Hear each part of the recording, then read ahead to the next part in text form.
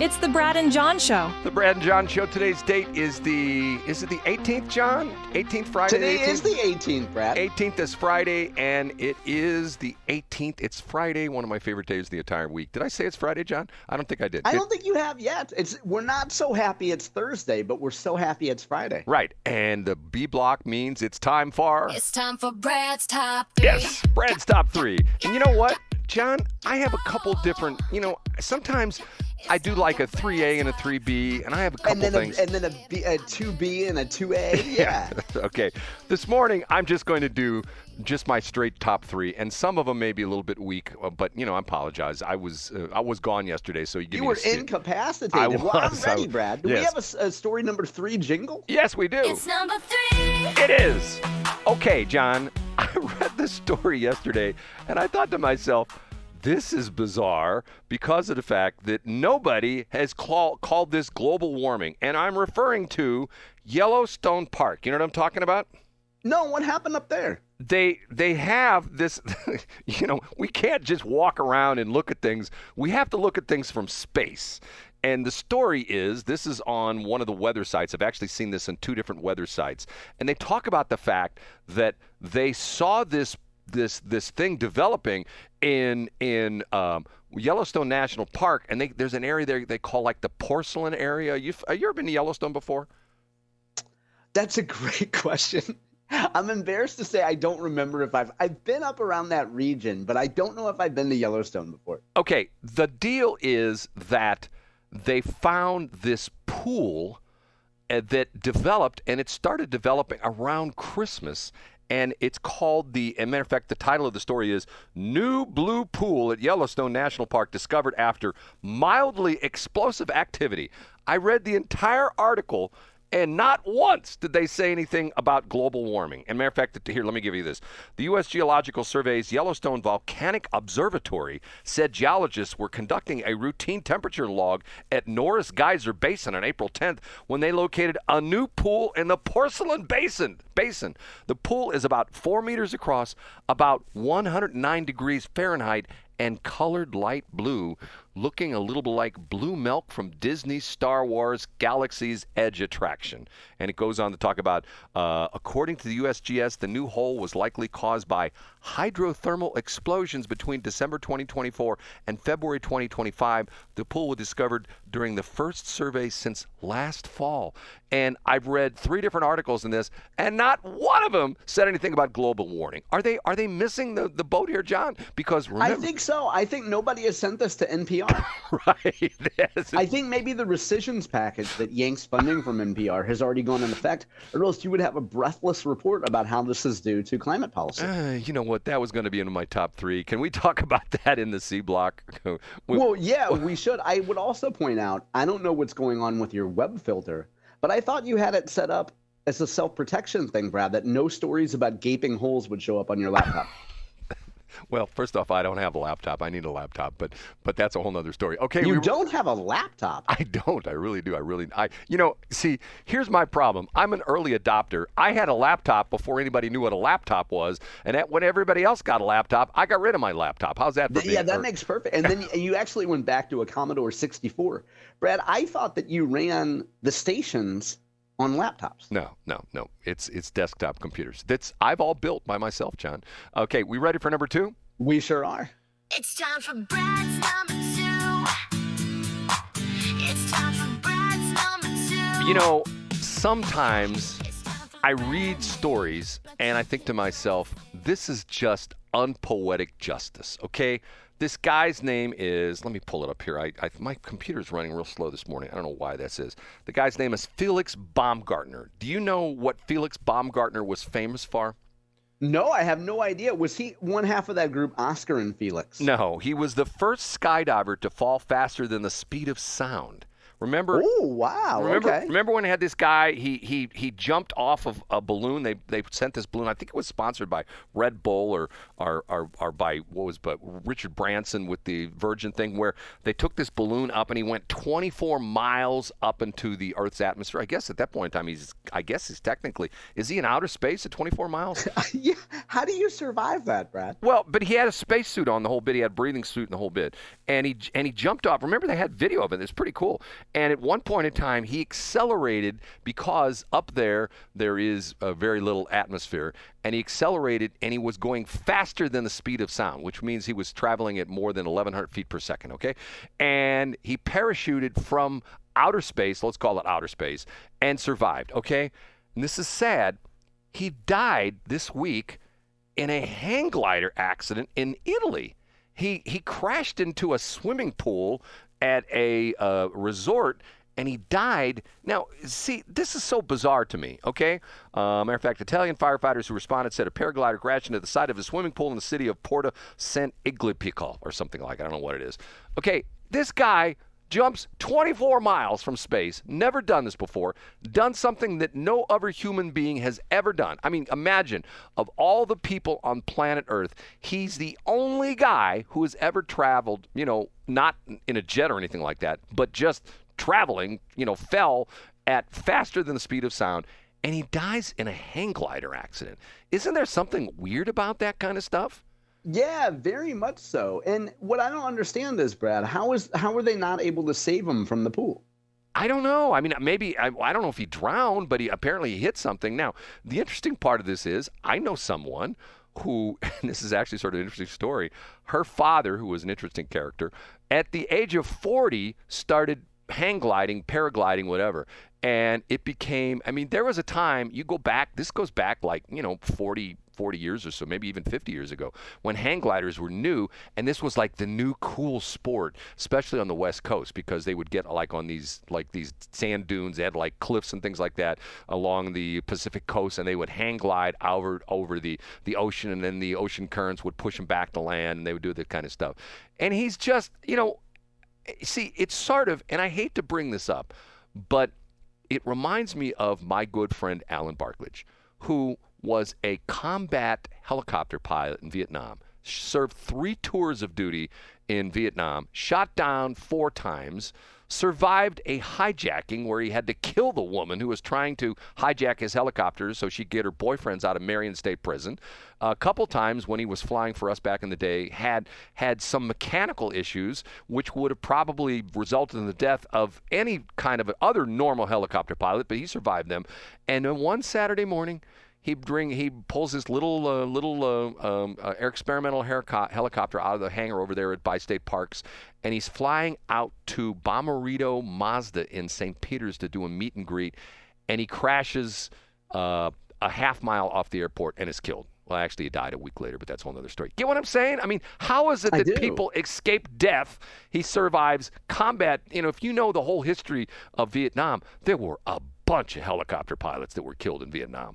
A bunch of them. And to the point where there was, like I talked the story about, my old boss was a Royal Air Force fighter pilot in World War II. And at that point in time, the average life expectancy for an RAF fighter pilot was 6 months. It wasn't too much different than that from helicopter pilots in Vietnam at the time. And how is it that on a very beautiful September morning in 1998, he crashes and that's it? You know what I mean? There's something weird about that, don't you think? I think so, Brad. It goes to show that some of that stuff is out of our hands, and when your number's called, your number's called. That is true. Now, my next one. Are you ready for this? You ready for number one? I can't wait, Brad. Yes. Okay. And now, big finish, Brad's number. Do you know who? Well, I'll tell you who he is, but I don't know if you're familiar with him. He's the CBS News Capitol Hill correspondent, Scott MacFarlane. Not MacFarlane like No, I don't know him. I'm not familiar with him. Okay, MacFarlane, MacFarlane. Okay. He was on a podcast Tuesday with Chuck Todd, and he was talking about, and we just had the 1-year anniversary of the assassination attempt at Donald Trump in Pennsylvania, okay? And he was there. in the reporters area, and when the whole assassination attempt happened, where unfortunately that one poor gentleman was killed, 2 other people were severely injured. Trump missed death by, what do they say, like millimeters, centimeters, whatever. An inch, yeah, less than an inch. Right, okay. Okay, he's on the podcast with Chuck Todd, and this is what he said. I'm quoting. I was going to actually pull the actual audio, but I thought I'll just read it, which makes it, I'll add my emphasis to it. This is his quote. He's talking with Chuck Todd. For those of us who were there, it was such a horror because you saw an emerging America, MacFarlane told podcaster Chuck Todd, quoting again. And it wasn't the shooting, Chuck. This was, I got diagnosed with PTSD within 48 hours. I got put on a trauma leave, not because I think of the shooting, but because you saw it in the eyes of the reaction of the people. They were coming for us. If Trump didn't jump up with his fist, they were going to come kill us, meaning the reporters. Now, are you being serious? Did he really say this? Let me read it again. Okay. Wow. This is he's on a podcast with Chuck Todd, and they're talking about the fact this was on, I believe it was on the actual anniversary of the shooting in Butler, Pennsylvania, where Trump was almost killed. I will read it again. The 13th, I think it was. Okay. I'm quoting. For those of us there, it was such a horror because you saw an emerging America. And it wasn't the shooting. Chuck, this was, I got diagnosed with PTSD within 48 hours. I got put on trauma leave, not because I think of the shooting, but because you saw it in the eyes of the reaction of the people. They were coming for us. If Trump didn't jump up with the fist, they were going to kill us. I love how, first of all, let's just take this at face value. Yes. This man is making a presidential assassination attempt about him. Yes, exactly. Somehow he has PTSD. Yes. Because he looked in the eyes of a Trump crowd and they were scared and angry, which he takes to mean they're coming after me and I am a victim. Well, so unbelievable. When we say the mainstream press is biased, you said it perfectly. Okay, this is a footnote that will last in history for decades to come. We have a contentious presidential race. We have, at this point in time, I don't know if it was at this point in time was Biden out of it? I think so. I think Kamala was already in the race. Okay, so we already have a bizarre twist to a presidential race where we have a guy who comes on a debate in late June and just lays an egg, to put it quite nicely. And then there's this hubbub, my mom used to love that word, hubbub about what do we do? Do we get rid of Joe Biden? And then we have an assassination attempt. And I think probably even more importantly, within the last week, the news came out that they disciplined like 10 Secret Service agents for dereliction of duty and all that kind of stuff. Because yeah. Okay, so this was like historic on many different fronts. And this egghead, this Scott MacFarlane guy, who is a journalist, and I use the air quotes liberally, essentially says he was there. And the thing was, and it's interesting, you go in the interview, and Chuck Todd actually says to him, hold on a minute now, you got leave? You got sick leave from CBS? Yes, he was put on sick leave because within 48 hours, he went to a shrink, and the shrink diagnosed him with PTSD, post-traumatic stress disorder, not because of the fact that he was within feet of a president or future president or presidential candidate being assassinated, but because when Trump went down, he looked at the Trump supporters and go, oh my God, they're going to kill us as journalists because we're the bad guys. What a ridiculous, solipsistic way to make a national event about you. And I just looked it up, Brad. It turns out that a week after the assassination attempt is when Joe Biden dropped out of the presidential race and Kamala came on. So which he was made still sense because Biden laid the egg, as you mentioned, and then they try to, the other side, someone from the other side attempts to assassinate Donald Trump. And so the writing was on the wall for Biden. But your point remains, Brad. Okay, let's do the Tony Colombo flip test on this. If this would have been Joe Biden, and somebody would take a shot at Joe Biden, heaven forbid, and Scott MacFarlane would have been there, do you think he would have seen that same rage in the eyes of the Joe Biden supporters? Or do you think that they would have gone, here's what he probably would have thought.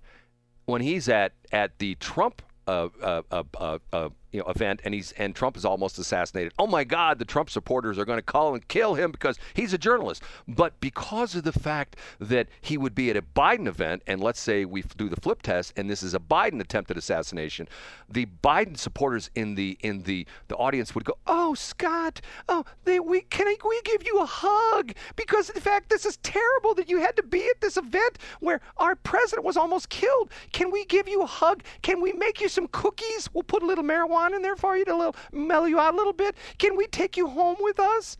They would have done that, Brad, because they're all on the same team. And if you were a Democrat activist, you know that folks in the mainstream media are pulling for you, promoting you, and wanting your side to win. John, I say all the time that the mainstream media, and as Rush Limbaugh used to refer to as the drive-by media, they are predominantly progressive liberals, okay? And when you hear this story, can you be any more of a progressive liberal than to be at this event, see almost someone assassinated, and you think that the crowd is going to come after you because you're a journalist? I mean. Talk about how out of touch they are, and talk about how quick they are to stereotype people who give part of their day to come out, have a once-in-a-lifetime opportunity to be in the same crowd within 100 yards of the president, and suddenly an assassination attempt is all about you. Right. Okay. I will tell you this, that if I were the news director at CBS, and this guy goes on this podcast with Chuck Todd, and he says this on Wednesday, on Thursday, this guy would be sitting in my office, and I would be looking at him saying, you know what? We appreciate your efforts here at CBS, but you know what? We don't think your employment here is needed anymore. We thank you for your service, and you get the what do you call it? The outgoing, what do they call it? What do you call it? Outplacing. What's the term they use in corporate world? You don't get fired. You get, what's the term? Come on, John. You outsource? Yeah. No. Yeah, you get outsourced. You get the outboarding. The outboarding. You get inboarding. Oh, the outboarding. You get inboarding. Somebody could take his laptop and give him a cardboard box and say, clean out your desk. Right. And a security guard will escort you out the door. Give me your key card. Give me your lanyard. And it's been nice. Bye. He would have no problem going to a local NPR affiliate, right. And as long as he learned to speak in a slightly softer voice and use the word intersectionality. At least 20 times a minute, right? Okay, it's time for B Block. We have to talk about NPR because last night it happened. It's funny. I had a good liberal friend of mine yesterday texted me and called me a POS, and I don't think she was calling me a point of sale because she was... Brad, you're such a point of sale. Right, point of sale. Because she was saying that I was going to be probably doing the Snoopy dance because the NPR thing was going to be defunded. And I actually said to her, and I threw her off guard, I go, this is a sad day. And she was like, what? So we'll talk about that next. Let's okay? do it in C Block, Brad.